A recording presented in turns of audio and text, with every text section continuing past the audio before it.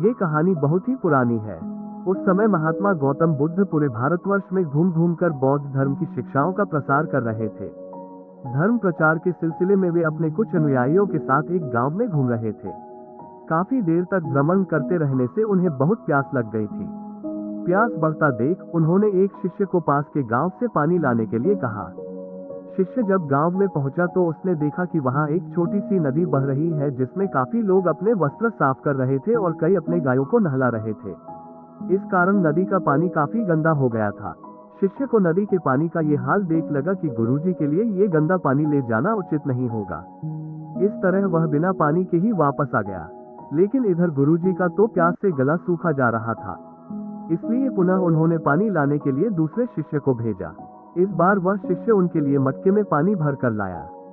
ये देख महात्मा बुद्ध थोड़ा आश्चर्यचकित हुए। उन्होंने शिष्य से पूछा, गांव में बहने वाली नदी का पानी तो गंदा था, फिर ये पानी कहाँ से लाए? शिष्य बोला, हाँ गुरुजी, उस नदी का जल सही में बहुत गंदा था, परंतु जब सभी अपना कार्य खत्म करके चले गए तब मैंने कुछ देर वहां ठहर कर पानी में मिली मिट्टी के नदी के तल में बैठने का इंतजार किया। जब मिट्टी नीचे बैठ गई तो पानी साफ हो गया, वही पानी लाया हूँ।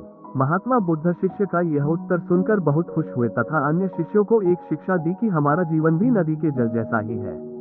जीवन में अच्छे कर्म करते रहने से यह हमेशा शुद्ध बना रहता है, परंतु अनेकों बार जीवन में ऐसे भी क्षण आते हैं जब हमारा जीवन दुख और समस्याओं से घिर जाता है। ऐसी अवस्था में जीवन समान यह पानी भी गंदा लगने लगता है। मित्रों, इसलिए हमें जीवन में दुख और बुराइयों को देखकर अपना साहस नहीं खोना चाहिए और धैर्य रखना चाहिए। गंदगी समान ये समस्याएं स्वयं ही धीरे धीरे खत्म हो जाती हैं। अपने दुखों का कारण आप ही है। एक समय की बात है, भगवान बुद्ध एक नगर में घूम रहे थे। उस नगर के आम नागरिकों के मन में बुद्ध के विरोधियों ने यह बात बैठा दी थी कि वह एक ढोंगी है और हमारे धर्म को भ्रष्ट कर रहा है। इस वजह से वहाँ के लोग उन्हें अपना दुश्मन मानते थे। जब नगर के लोगों ने बुद्ध को देखा तो उन्हें भला बुरा कहने लगे और बदुआएं देने लगे। गौतम बुद्ध नगर के लोगों की उलाहने शांति से बिना बोलने सुनते रहे, लेकिन जब नगर के लोग उन्हें बोलते बोलते थक गए तो महात्मा बुद्ध बोले, क्षमा चाहता हूँ, लेकिन अगर आप लोगों की बातें खत्म हो गई है तो मैं यहाँ जाऊँ।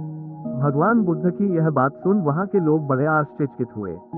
वही खड़ा एक आदमी बोला, ओ भाई, हम तुम्हारा गुणगान नहीं कर रहे हैं, हम तो तुम्हें गालियां दे रहे हैं, क्या इसका तुम पर कोई असर नहीं होता? बुद्ध बोले, आप सब मुझे चाहे जितनी गालियां दो, मैं उन्हें लूंगा ही नहीं। आपके गालियां देने से मुझ पर कोई असर नहीं पड़ता जब तक कि मैं उन्हें स्वीकार नहीं करता।